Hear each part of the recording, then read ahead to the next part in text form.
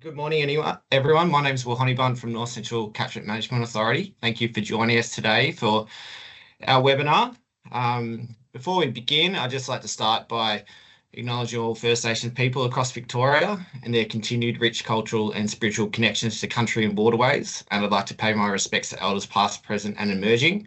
I'd also like to acknowledge and recognise the contribution and interests of First Nations people and organisations in land, water, climate, biodiversity management.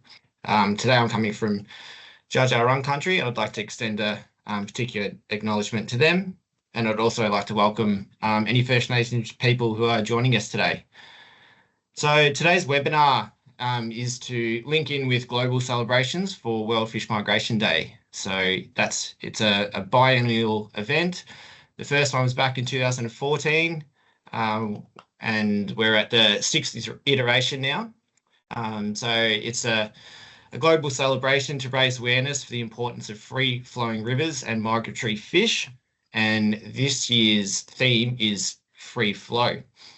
So we're very fortunate to have Ivor Stuart along today to talk about some of the efforts to improve fish passage across the North Central region and Mid-Murray region. Thanks, Will. Welcome, everyone. It's great to be chatting about fish and free-flowing rivers and doing that in the global context of World Fish Migration Day, which was the 25th of May, but there's a month either side, so we're about that. So this is one of something like 300 events that happened over the course of World Fish Migration Day globally, and it's great to have an Australian one and one up in Northern Victoria. So today, as usual, I tend to go around the block a few times before I make a point, but we will be talking about reviving biodiversity, improving fish passage in North Central CMA's region. Thanks to Will, thanks to Pete Rose, thanks especially to Carltech, to Carl Pomeran for helping out with lots and lots of data on pit tagging. So just a bit of a structure for today. I'll just briefly and superficially skate across World Fish Migration Day. We'll talk a little bit about fish passage and fishways, some pit tag data that Carl's kindly worked up for us, and some emerging opportunities. I was going to say issues, but I'll say opportunities, and a little bit on knowledge exchange, and then some conclusions. And I'll try and make some points pretty strongly today, and you tell me how I've gone. So World Fish Migration Day was on the 25th of May. This is one of 311, one for 311, there we go, good cricket score, events that occurred. And all this happens because globally migratory freshwater fish sort of have declined more heavily than just about any other taxa. So by an average of 76%, led by Europe in some of the globe's most developed rivers over long lengths of time, Latin America, North America and Australia. So globally there are something like 60,000 high dams, and only 37% of rivers globally still have reaches of river that are 1,000 k's long or longer and free flowing. So there's been a global impact of these dams, and that's precipitated the declines in fish communities, and you can see that on the graph on the left for 7 species of eels going off a cliff, as usual for eels. So a definition: migration consists of regular seasonal movements between separate habitats to complete life cycles. One thing I noticed about the World Fish Migration Day is there's been a lot of effort into mapping global swimways, freshwater riverine swimways, which are important migration routes for freshwater fish. And when you look at this globally, you start to understand that migration routes help river managers, stakeholders, anglers, whoever, to understand, identify and help protect fish migration routes from their source to their destination. And there's even a little bit on Australia there, but not as much as some other places. So this is a theme I do want to return to during the talk and at the end, and get your opinion on global swimways as well for Australia. So we'll start we have started with the importance of fish migration. I will talk about golden perch a little bit during this talk because they are emblematic of fish that move between separate habitats by large fractions of the population to complete life history, and that's got a special sort of relevance for North Central CMA, for some of the pit tag data we'll discuss, and some of the other things that are going on as well. Richard.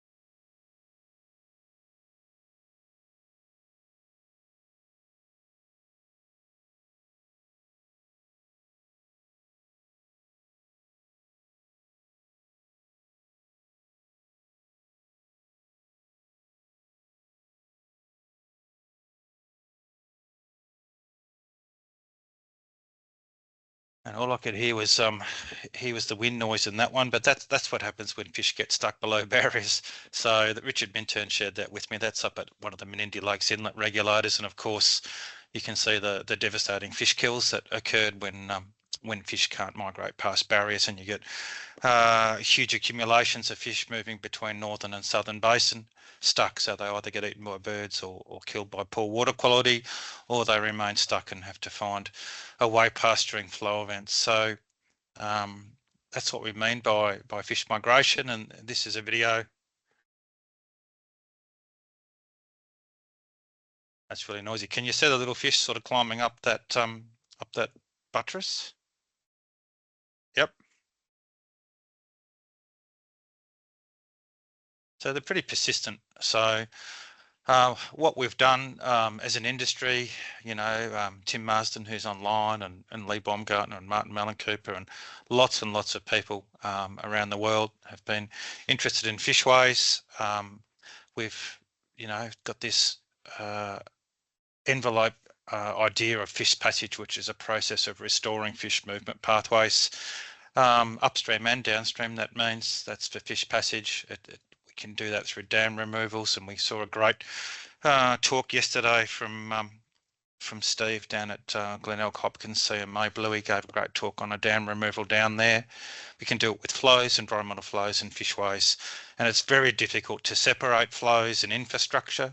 I think we need to do both flows and fishways and those sorts of things. And here's a couple of fishways from overseas I think Tim might have designed, just for a bit of show and tell. Some rock fishways, a cone fishway down on the Barwon system in southern Victoria.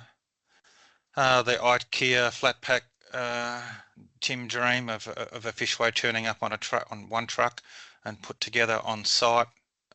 These sorts of things are pretty cool. But this leads us into North Central CMA and the talk today that Will and Pete Rose and Shannon and others have asked me to do today on what's been happening in North Central, a really interesting region in northern Victoria. I did find out it represents 13% of Victoria's landmass and includes the Campaspe, Loddon, Avoca rivers there on the map. And interestingly enough, I kept coming up with different numbers when I added up the fishways for North Central, but I did come up with 2 rock fishways, 11 vertical slots, 2 locks, and some fish protection screens in Kahuna, and a major provider there, AWMA, providing designing and constructing fish screens for basin and internationally. So that's the fishways I came up with out of my head for North Central, and that's all under an umbrella, I suppose, of a 10-year-old native fish recovery plan that was done back in the day, which looked at fish passage, fishways, environmental flows. It looked at wetlands and all sorts of things, and that's been really, I suppose, influential in attracting investment to North Central and getting a lot of stuff done in the last few years. There you can see the Murray River, which is travelling from the bottom right of the page at Turrumbary Weir, if you can see that, to the top left of the page down past Swan Hill.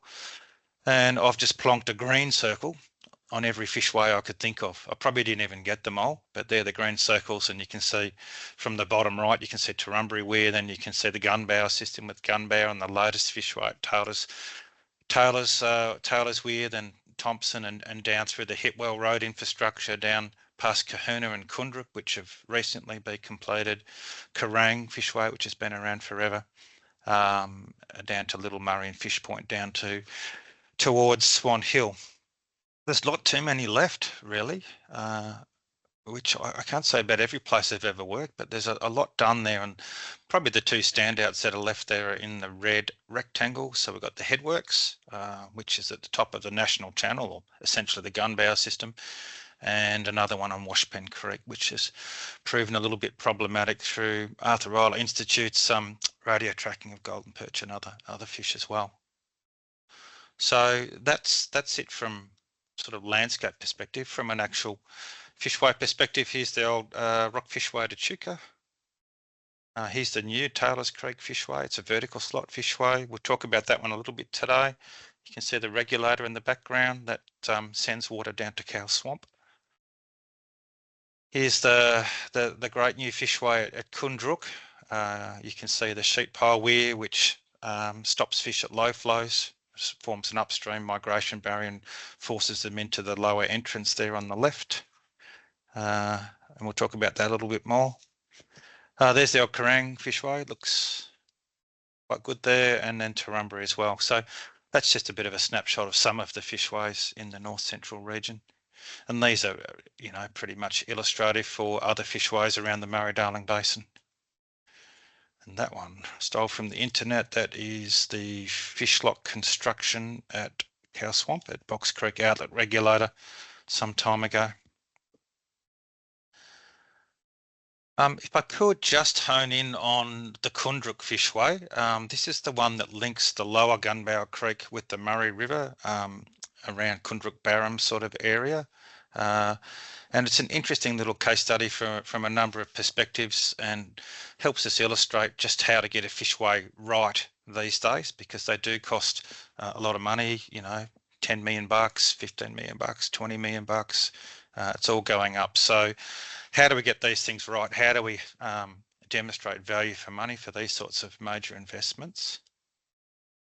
There it is, complete, all covered in grid deck at the bottom of the page, with that sheet pile weir with the white water downstream, and then the actual regulator, which has only got a small number of gates on the left there, just next to the road.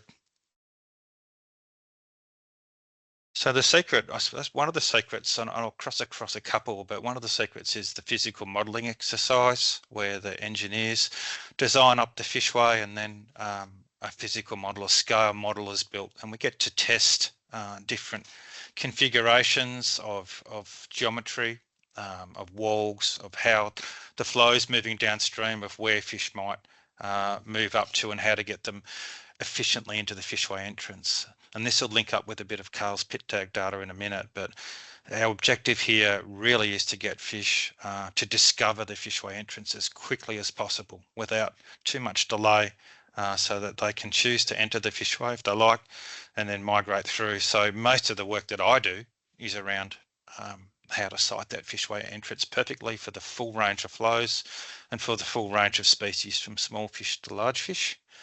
And the physical models are cheap and hyper reliable for getting a good result. And we actually did one for a physical model for Kundruk way back in the day.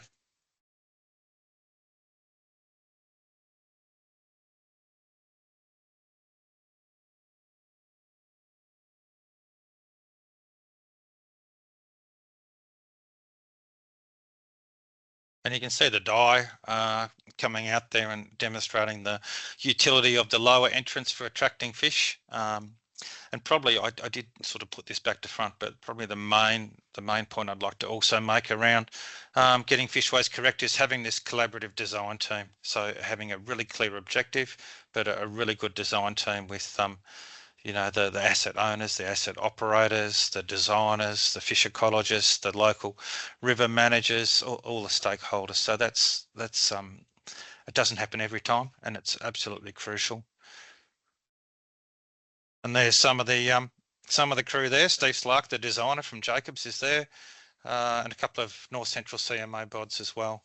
So that's one way we got that fishway correct. And another way, this is sort of a more recent technology, is the mathematical way, and this is something that Tom Ewing from GHD is really pioneered among a couple of others, and it's a mathematical way of representing hydrology and hydraulics. And you can see on the right hand upper side there's the fishway entrance, and then all that black, I suppose, is the fast water coming out of the weir gates. And our job as designers is to get that fishway entrance as close as possible to that really attractive fast water, but to have a shoulder of slower water. And you can see there's a couple of geometric kind of items in there. This is if you can see the little hand, this is a flow straightening wall that straightens up the flow vectors and sends them downstream with integrity. The worst thing we can have is recirculating flows. So we put a lot of time into that, and then you can see the fish migrate up into this entrance and then up and into the fishway. So much more time on the entrance compared to the internals. And there's just another view for another fishway type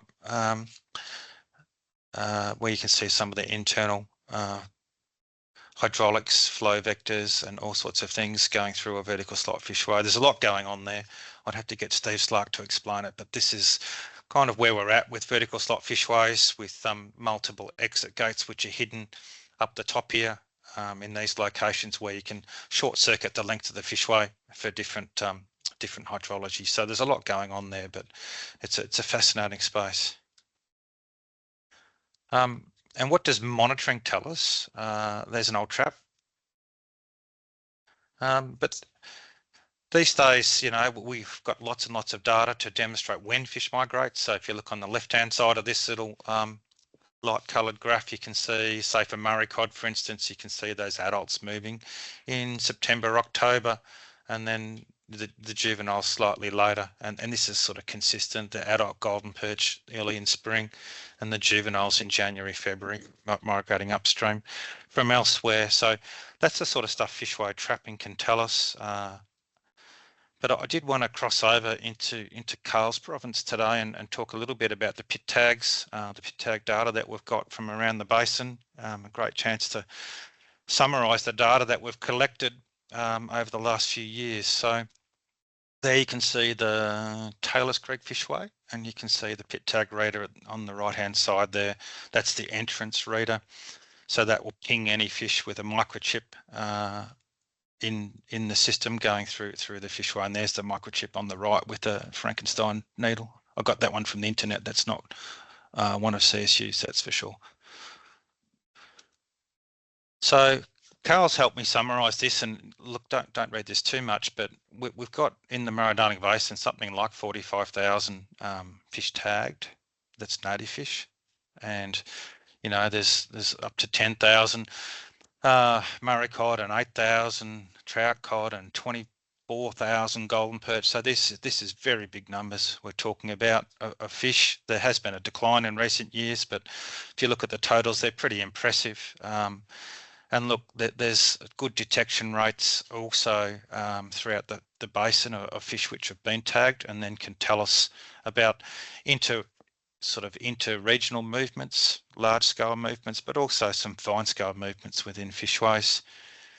And in case you were wondering, yes, we have tagged carp, and there are something like 27,000 tagged around the basin, which sort of excites me. Good numbers detected, and you know, we've chucked in a little summary there for North Central. So certainly good numbers detected in North Central, and I'll zoom in on a couple of the pit tag readers in that we've discussed now. Carl, help me out here if I get the confusions.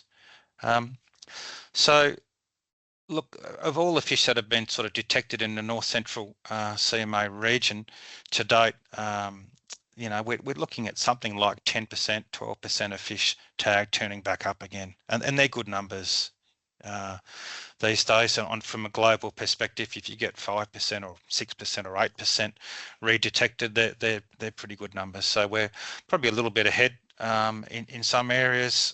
Certainly for Murray cod, golden perch, silver perch, trout cod tend to not be redetected in the same sorts of numbers. We've got a map there, Carl. I think this is where some of the fish have been detected around the North Central sort of region.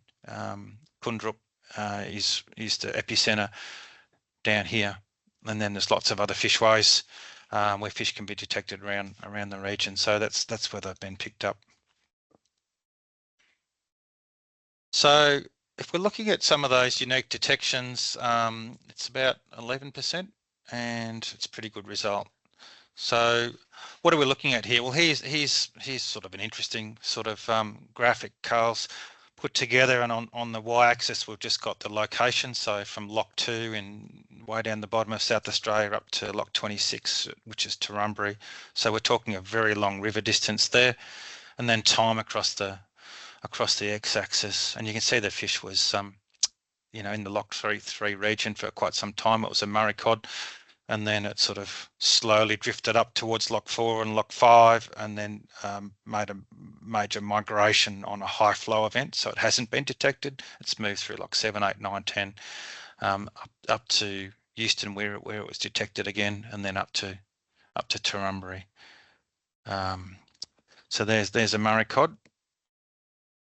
And then a second fish, thankfully, a silver perch. So also tagged at Loch 3, and you can see a much faster migration up to Turrumbary from a silver perch. So quite different migrations. And now if we zoom into one specific location, which is Taylor's Creek, you can see the challenge that fishway designers face when trying to site a fishway entrance next to high flow going through here. So what happens, I suppose, when fish enter fishways? What's their behaviour? Well, we often see this sort of stuff. This is really frequent. So these are 2 Murray cod. There's a small one, I think it was like 450 long on the left, and then a larger one about 700 long on the right. And you can see the fish on the left, the smaller one, is just moving through the fishway almost on a daily basis.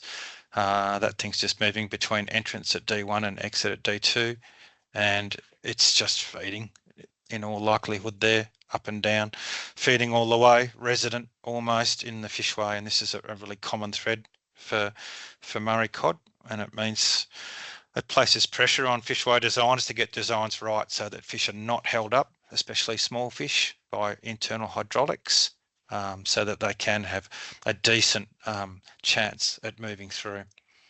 And this is a much better, I mean, it's the ogre's choice, die quickly, die slowly, but if you're stuck below a weir without a fishway, you saw what happened in those fish kill photos or those bird videos. So these fish have got a chance to move through. And some do. If you look at the fish on the right, it just went straight through. That's a 700 mil cod. It didn't muck around like the other fella, just went straight through. So another aspect of what pit tags are telling us is for Turrumbary fishway. This is a fascinating case study because Turrumbary is a very tall weir. It's something like 6 metres, 6.5 metres. It's one of the highest vertical slots, if not the highest in Australia. There's not too many more that are taller than Turrumbary. And Carl's just summarised the last few years of golden perch ascents, and of 50 tag golden perch, only 20 form a straight through ascent. And those fish are in that trap there. That's tagged fish. So, barely 50% go straight through. And the others show a different movement pattern where they may ascend a few pools, or they may ascend most of the way and turn back, or they may take inordinate amounts of time. So the minimum time on the bottom left there is 1.5 hours. That's pretty good for a fishway that's 120 metres long and a big swim, and the maximum time is 16.5 hours, and the average is 10 hours. So these are long times for fish to move through a very long fishway. So that's sort of important information for getting these things right in terms of hydraulics. And I should say Turrumbary is a 90s fishway. It does have quite energetic pools and big head drops. So we would expect the passage time to be quite long in this fishway. We'd expect it to be a whole lot less in something like Taylor's Creek or Kahuna Weir or Kundrik Weir, where the pool turbulence levels and the pool and the I guess what we're asking the fish to do physically is much more conservative than Turrumbary.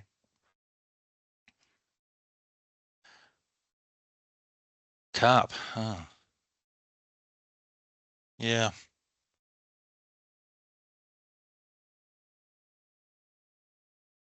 I think everyone knows where I stand on carp.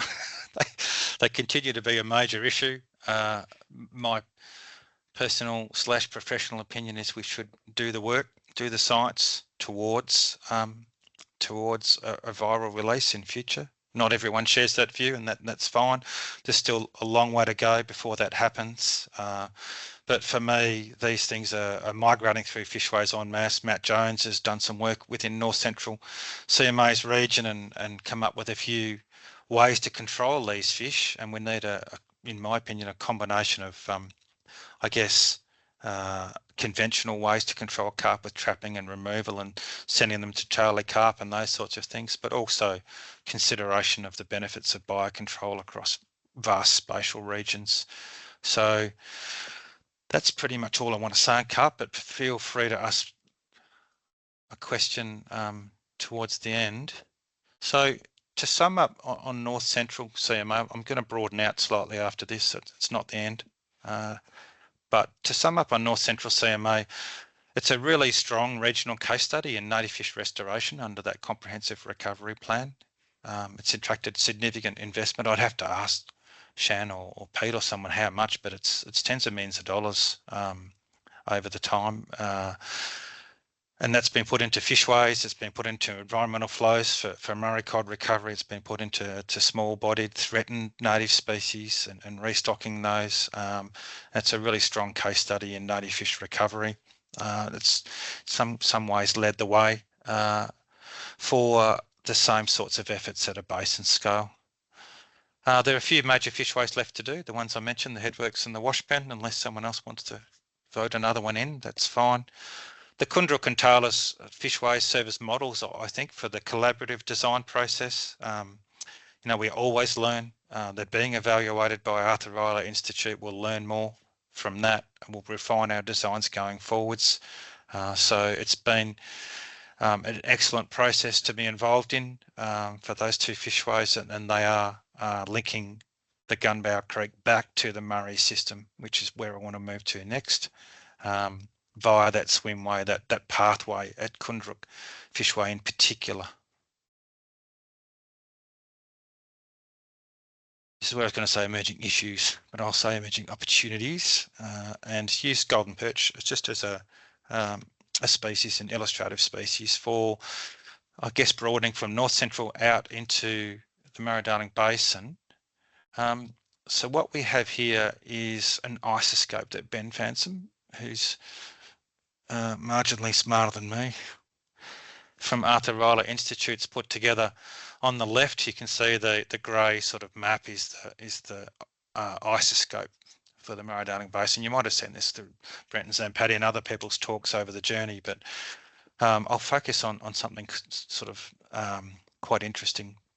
And you can see in Northern Basin, the blue/purple kind of colours, and in Southern Basin there's different sort of reddy pink colours, and that just is a visualisation that we can determine the natal origin of these fish, where they were born, by taking out their ear bones, their otoliths, and doing chemistry on those, which reflects the underlying geology of those big regions. So we can pick essentially Southern Basin, Lower Murray from Mid-Murray. We can pick Northern Darling from Southern Darling. So in the right-hand sort of box plot, you can see Ben's just visualised that in terms of we can pick out the blood red colour as Darling below Warrego Junction. The really dark red colour is the natal origin or the isoscope for Northern Darling, and then we've got some blues, dark blue for Southern Mid-Murray and light blue for Lower Murray. So we're really in a good place to pick out where there's golden perch are born in big regions, and there's a sectioned otolith there as well. I hope I haven't butchered that too much in terms of the explanation, but what I really wanted to show you was Rex Canellan and I and James Dyer and lots of others through the Commonwealth Environmental Water Holder. So thanks to Alana Wilkes and Rowan McCowan as well, and Paula DeSantos from New South Wales Government have been looking into the natal origin of fish moving through fishways into the Murray River on the flow events we've had for the last couple of years, when many of the weirs are drowned out and fish have free movement. So I'm not making any comment on the functionality of the fishways. I'm just making a comment on where these fish are coming from, and what that means, I suppose, for the way we manage these species. So if you look down here at Mildura Weir at the bottom end, you can see this red colour. This is the Darling River below the Warrego Junction. So we've got lots of darling fish at Mildura, no big surprise. At Euston, perhaps a slightly surprising thing is we've still got this darling influence, but we're seeing this really dark blue colour, and this is 1-year-old fish turning up from mid-Murray. So there's some big mid-Murray recruitment source in that Euston region where fish are surviving and growing, and then they're turning up below Euston Weir. And those fish are 1 year old, and they're also intermixed with the light blue colour, which is fish coming from Lower Murray, so from South Australia essentially. There's the South Australians contributing. Write that one down. So you can see there's a real mix at Euston between Lower Murray, Mid-Murray, Southern Darling and Northern Darling.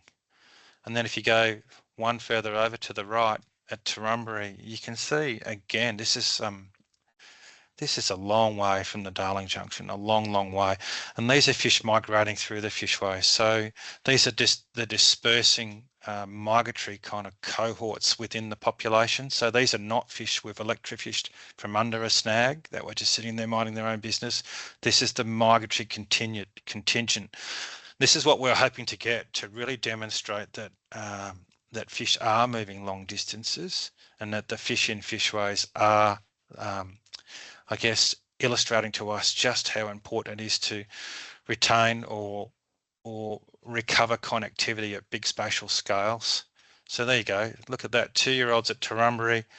We've got some local fish in dark blue. We've got some Lower Murray fish, but we've got those darling fish. So they're about the dark red ones up to 3,000 kilometres from home. Okay, by age 2.5. That's incredible. So this puts this sort of movement on the global map. This is a global swimway. This is a Lower Murray, Mid-Murray, Darling River, Lower Darling, Upper Darling. This is a major swimway for these fish. They're moving around the basin, dispersing from source areas to these other areas, and it's a really big ecologically important movement. And I think it should be on the global stage for how we manage global swimways in freshwater. The top one in the purple there, well, that's just Ivor's flight of fancy, thinking that perhaps there'll be some fish from far away below Hume Dam, but there wasn't. They were stocked fish, so a miss there. So if we consider that fish from far away are approaching Torrumbarry through Wayne Costa's work, they're going into the Goulburn River, through the tracking work we've done recently with Anthony Cannell and James Dyer, we see them moving into the Lower Murrumbidgee, we see them moving into the Edward Waugh Cool from long distances away. So I guess it places more importance on not just linking these systems with flows to attract these fish in, but to manage the catastrophe at Menindee so that there's more connectivity through these structures, there's less fish deaths and less mental impact on everyone that lives out in that region. So it's become a global issue. It's a globally significant swimway. That's what I'm sort of posing to you guys today. Is that the way we should think of it? That Northern Basin and Southern Basin and Lower Murray, South Australia, and Mid-Murray at Kundrook and North Central CMA and Goulburn Broken CMA and the Southern Riparian areas of New South Wales and Edward Waugh Cool should be considered part of such a swimway. But at the minute, we've got a Northern Basin that's fragmented from Southern Basin. And you know, the Hume to Sea program that was so successful and spawned all fishways probably in the Murray-Darling Basin, including those ones we saw in North Central CMA. We haven't really replicated that through the Darling system to any great extent. The Northern Basin Toolkit was a program to restore fish passage pretty much between Wilcannia, Louth, Tilpa, sort of lower region right through to Queensland, to Gundawindi and those sorts of places. So it's super important that those programs are kept going and that we have the system scale management of flows and fish passage that's required to maintain these sorts of population movements. And golden perch are emblematic. I don't see why this wouldn't have happened for silver perch in Northern Basin as well, except they're gone from those regions now, so we can't really prove that anymore. So yeah, I've sort of given a bit of a chat about how North Central have got most of their fish passage sort of under control. Their fish recovery plan sort of moving forwards in North Central. Have we got it right at Northern, at whole of basin scale? Probably not. Probably we need to learn those lessons and fund the native fish recovery strategy, learn those lessons that locals have sort of shown us the way on, and implement those sorts of ideas and passion and energy and investment at basin scale. That's my soapbox. I'll get off it now, and I will just switch tack slightly and bring this home by just sort of saying these sorts of successes we've had at Kundruk here. There's the Kundruk crew. We had a visit from 5 countries the other day, from Laos, Cambodia, Thailand, Vietnam, Indonesia, who were coming out to learn. And we visited lots of fishways in lots of regional areas, but this was a particularly fascinating study for these guys. And you know, these people are influential people. We had the head of departments. We had the 2IC of Cambodia. You know, he's you call him Your Excellency. That's how you address His Excellency, because he is the second in charge of a country. So these are the people coming out to actually have a look and see what we've been doing over here, and ask questions. And many of the questions they asked were spot on. You know, where's the economic analysis? Show us the benefit cost for these sorts of investments. And, you know, that really hit home with me that perhaps we're not quite doing that as much as we could. And they're taking those lessons home. I mean, here's a fishway. It looks like some of the Australian fishways. They've really learnt these lessons, and that's one over in Laos, a vertical slot fishway. There we are at Tea Garden Creek Weir in Victoria, a rock fishway, and you know, there's a very reminiscent one over in Southeast Asia just being completed as well. So we're all sort of going on this journey together these days, and it's really fascinating to move from Australia and Murray-Darling Basin over to Southeast Asia and work in these sorts of rivers with some lessons we've learned here in Australia. And my unashamed plug for Charles Sturt University in Albury, the Gurner, is that we are building this major scale model of a vertical slot fishway. It's going to be complete in a couple of months. It's going to be 12 or 14 metres long. It's going to be the 1-on-1 scale, so 2 metres wide, 3 metre long pools, vertical slot fishway for students from overseas and local kids as well to come and to test their ideas, to test new ideas in fishways, and also for fish protection for screens from AWMA. And we're working with Craig Boys and others from New South Wales to look at screen technology and fish protection technology. So really keen for this to get up and running and learn some lab lessons. That's just me getting old, not wanting to do field work. So let's try and sum this up. This journey we've been on together this morning. Thanks for going on with me.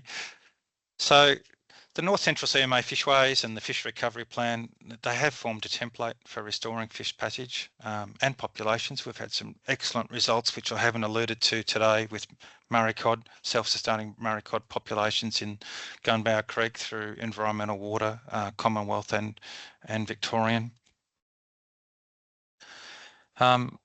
I'm really pleased at the back end of my career that we have a really solid fishway design process these days, which results in reliable fishways. And that really comes down to people collaborating. I think in the end, having a really good team of people with a clear objective. So I guess what's missing maybe is the economic benefit cost for good fishways. Have we really got that nailed? The social dimension, I think it's something I haven't given a lot of thought to, but I think we can go further there in the operations and maintenance. We're very fortunate, Gold Murray Water own and operate most of the fishways in North Central and do a fantastic job, but that's not the case in all fishways I've seen, both in Australia and overseas. So O&M continues to bug us a little bit.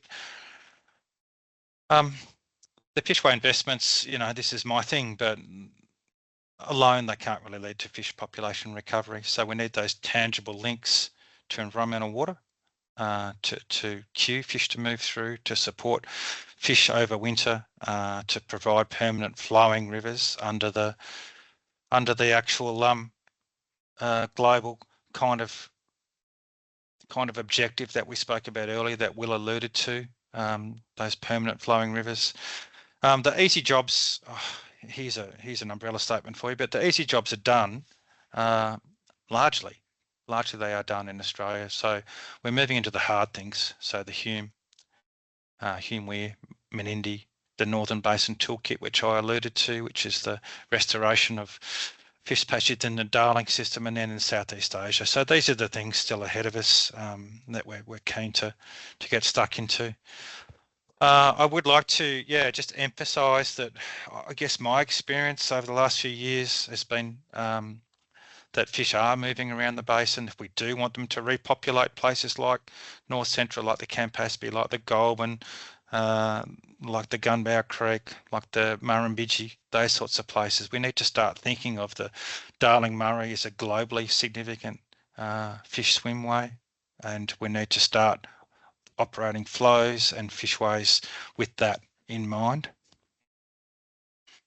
And that essentially, if you get specific, and it actually means that transboundary management is required. So this is trans CMA, if you like. CMA's collaborating. The benefits might be seen 1,000 kilometres, 2,000 kilometres from where the actual spawning took place, or where and management action took place. So that transboundary management should be emphasised, and I know many people in the Commonwealth are interested in that through fishways, flows, and collaborative effort. And that, to me, comes under that native fish recovery strategy, which the MDBA is chaperoning, which is still in desperate need of funding.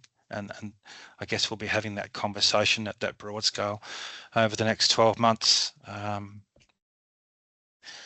there's some photos of a fish in a jar. And look, just some thanks. Thanks to Will, thanks to Pete, thanks to Shan from North Central CMA. A big thanks to Paula, Rex James, Jace, and Alana and Rowan. That fish, the natal origin stuff, the fish otolith stuff, fish coming from far away, that's all material funded under the Commonwealth Environmental Water Holder and New South Wales Government. So thank you to those guys. Big thanks to Caltech. Carlos has summarised all that pit tag data. I really gave it a superficial run over today. There's so much in it, it sort of makes my head spin. So thank you to Carl. I guess now would be the time for questions, but also for comments about a couple of the things I've posed in terms of how we think of Northern and Southern Basin. Should we think of them as just one big basin where those swimways between the regions really need to be thought of as something for us all to move towards, to restore. So thanks. Great. Thanks, Ivor. We've got some time for some questions now. We'll give preference to anyone that raises their hand and wants to get their mug on the screen, or otherwise there's the opportunity to use the Q&A function as well.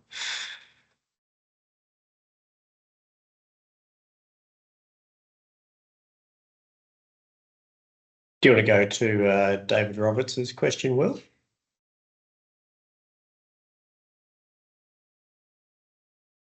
Sure, it's that in the chat. So we had a question from David Roberts. What is the rough breakdown of funding sources that we use to pay for these works in the North Central CMA region? Did you want to respond to that one, Shannon, or? Yeah, happy to do that. And Dave, it'd be great if you popped your screen up so we can see you. So the plan that Ivor was referring to there, that's the Native Fish Recovery Plan for Gumbow Lower Loddon. That's been in place for just over 10 years now. And as far as so there's an environmental water component of that, which has got broader outcomes, and I can't speak to dollars on that, unfortunately. But as far as infrastructure, over the life of the plan, we've attracted in the order of 22 million. We were quite fortunate over the last couple of years, so a bit over 7 million of that. We were fortunate to get funding through the state COVID infrastructure monies. We've had just over 1.5 million contribution from federal programs like the Commonwealth Environmental Actions Framework. We've also attracted nearly 5 million from the Victorian Environmental Water Holder through some of their sales of water entitlements. The rest has largely been through the environmental contributions as part of the state government kind of regular funding model. There's on top of that, there's infrastructure that's been paid for by GMW under the changes to the Water Act, whereby they've got to provide fish passage for new or upgraded structures. So the Kahuna Fishway, that was GMW funded. Ivor had a picture up before of the Box Creek Fish Lock. So that was through a connections program. So that was also GMW and state government. So the actual figure is likely more around the 30 million. And we're also including things like restored fish habitat and other waterway habitat improvement infrastructure in that figure. Thanks for that. Thanks, Shannon. Were there any other questions for Ivor? Sure, we're not going to let him off the hook that easy. I'll ask a quick one. Ivor, I was just going to check, has that work been published on those ice escapes for the Golden Perch? Oh, good question, Dave. We've just collected that stuff you saw today, so that's still with the client. So, but look, Brenton and Ben Fansom have been leading that stuff, and they've published a bit of it on the Menendee fish kills. But my understanding is there's a manuscript in late sort of draft stage that'll be out soon, and I'm waiting for them to publish that ice escape so I can move in, I suppose, and publish the good stuff after that. Okay. I will jump in there. Ivor, you mentioned, well, we saw in the data there was a couple of spots where fish have gone through the system, been picked up in some tag readers, but not others. We're starting to advocate for some better, I guess, infrastructure asset management around those tag readers and thinking of it as the basin as a continual habitat. Be really happy to advocate for either a centralised asset tool or some way of just reassuring that the asset managers across borders are going to be supported to keep those pit taggers running. Yeah. Carl, are you still online? Maybe Carl can tell us what's happening in that space. Well, it's kind of like Shannon said, that I don't think there is a cohesive bond between all groups to keep the systems managed as one and online. It's very much broken up into the different groups, and the support comes from the water authorities, the CMAs, the MDBA. So, and it happens at different times, and when people become aware that, oh, something just got hammered in a flood and, you know, there's other stuff at the site that might need to be fixed. Sorry, I've just realised my camera's off. Hopefully you could hear me. Yeah, and so it's a bit sporadic. We get there in the end and everything's kept running and, you know, kept busy. But yeah, it's not a sort of a single, you know, bonded union cohesive effort to make that happen. Thanks, Carl. Stephen, you've got your hand raised. Yeah, g'day. Yeah, Ivor. Yeah, cool talk, mate. Thanks a lot for that. Yes, you and I have been working on the Northern Basin Toolkit, and I see you've got a slide up there of some dead notapala. I wonder if you had a bit of a comment on that for this group. Notapala, Steve's referring to the Darling River snails that did die during the drought, slightly human-made drought in 2019. They're still found up in some of the more perennial rivers up in Northern Basin, but they've undergone huge declines for a variety of reasons. They come under the New South Wales fisheries legislation, so New South Wales fisheries are obligated to protect those animals. And these days, I suppose that the challenge is that many of the rivers are operated as intermittent, and so those snails go through regular drying periods, which, you know, kills them reasonably quickly. So we've had to deal with that through Northern Basin Toolkit and come up with, I guess, some preferred habitat requirements for snails, which is something I've never done within fishways, because they live within those hard rocky substrates. And so Steve and I and others have done a fair bit of work in that space, but for me it would be a brilliant PhD project within a laboratory at Narrandera or Chelsea Uni or some other place where we could look at exactly what habitat requirements these things have got, because no one knows, and how we can restore them on those hard rocky substrates in Northern Basin. Carp get stuck into them, but they used to be very, very common. Clayton tells a story of commercial fishers seeing huge numbers of those things before the carp invasion in the Darling system. So I guess, Steve, it's been a pretty big challenge for the group, is my take on that. Thanks, mate. Thanks, Steve. Thanks, Ivor. Tim? During your talk, you mentioned a little bit about the sort of some of the older fishways that are mainly passing the larger fish. Have you got any commentary about, you know, if we're getting to a point where we're completing a fair few of the fish passages, whether we should be going back and looking at those ones and bringing them up to the scratch of the Taylor's Kundruk type fishways? I've got a brilliant answer to that, Steve. Tim. Steve, can you turn your camera on and talk to Tim about what's happened at Gunbower? Yeah, that's exactly what I was just thinking too. Yeah, look, Gunbower vertical slot fishway has got very high turbulence, or had very high turbulence levels, about 90 to 100 watts, so pretty much a washing machine. We've working with the in North Central CMA, and Goulburn Murray Water, we've basically just retrofitted that fishway with some keyhole slots to get the pool turbulences down from 90 down to 30 watts. So that work's just been completed now. And we're expecting in springtime that we're going to be able to see a real change in the functionality of that fishway to get to small-bodied fish down to 30 mil through it. Excellent. Good job. Cheap as well, I think.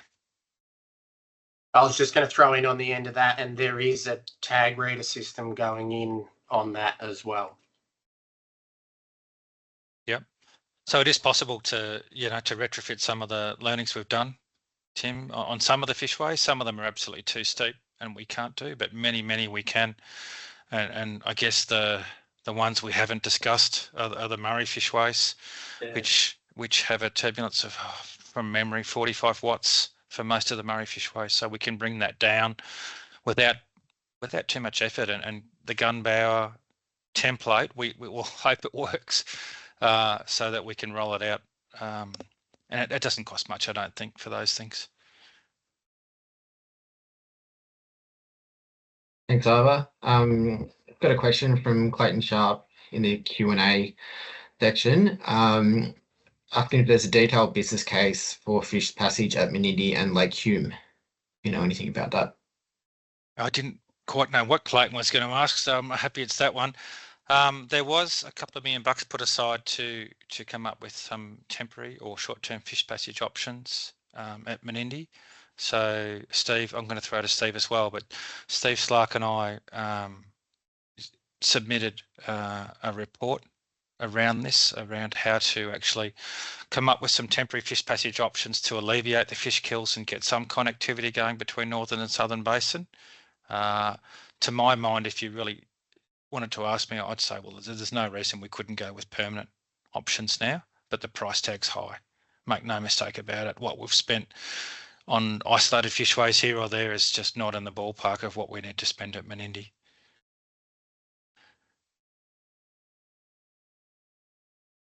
Thanks, Ivor. There's no other questions from the floor. I might jump in with a question. Is there any ways to speed up that 16-hour travel time to retrofit? And Yep. what are those options? The keyhole slots are the best option to speed up the travel time. The travel times, it was hyper variable, and that comes down to tailwater level. So at high flows, the fishway is actually shorter, the differential head's lower, so the fish passage is sped up.